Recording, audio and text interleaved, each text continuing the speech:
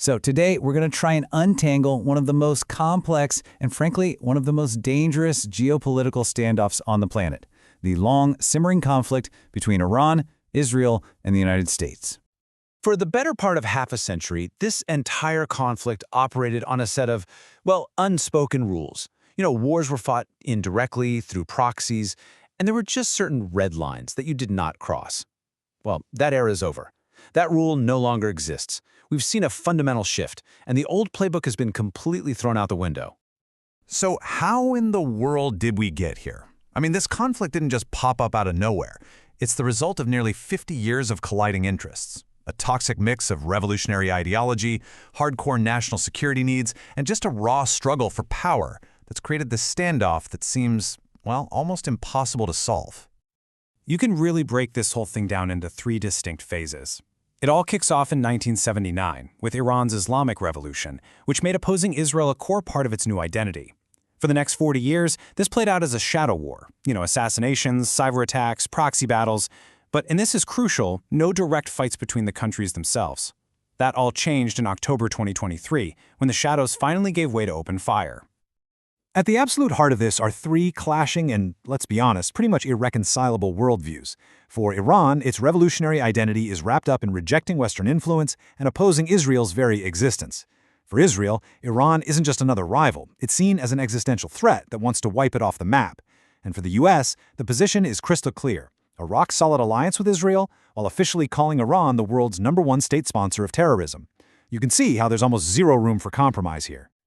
All right, so now let's dig into how this long simmering hostility just finally boiled over, shattering those unspoken rules and dragging this entire fight out into the open for the very first time.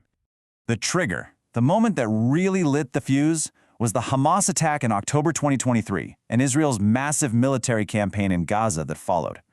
And while the fighting was centered right there, the shockwaves, man, they didn't stop at the border.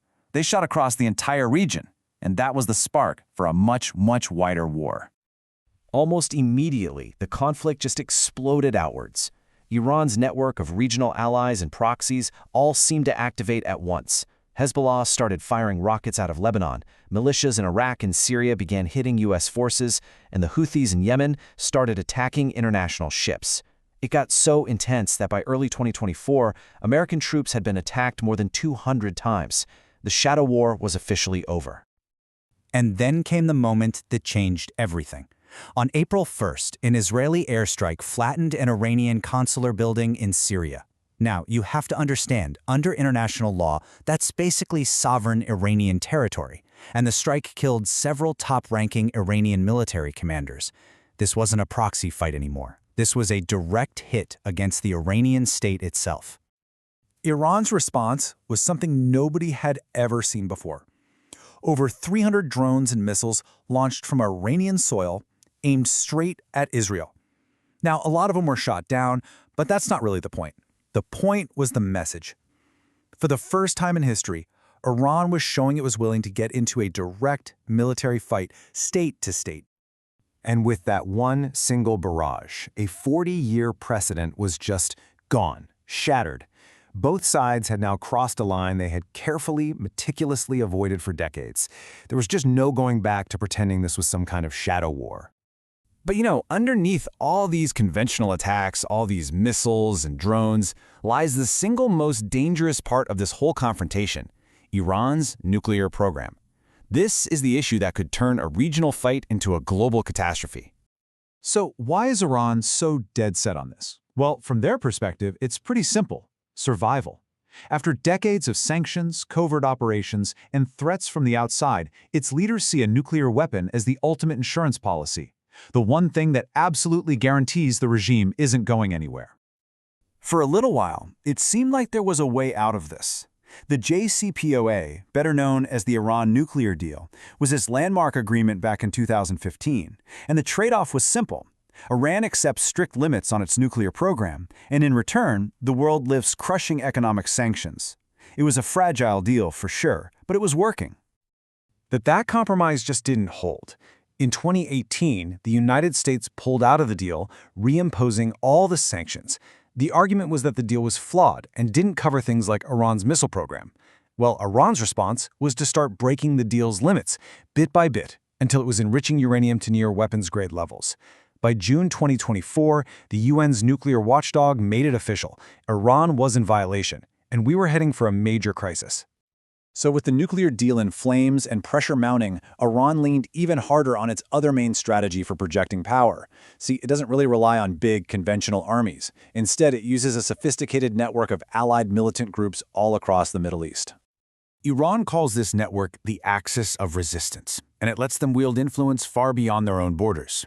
You've got Hezbollah in Lebanon, which is basically more powerful than the Lebanese army itself, Hamas in Gaza, a whole web of militias in Iraq and Syria. And of course, the Houthis in Yemen, who showed the whole world they could disrupt global trade.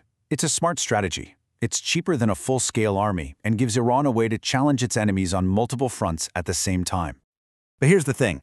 Even this powerful network started to show some serious cracks. By late 2024, targeted killings had taken out key leaders in Hamas and Hezbollah.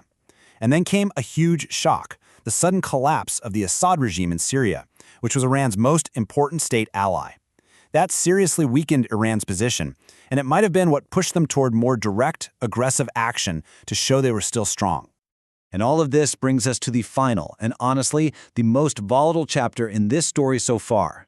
The moment the U.S. got dragged from the sidelines into a direct military fight with Iran, creating a brand new and deeply unstable reality.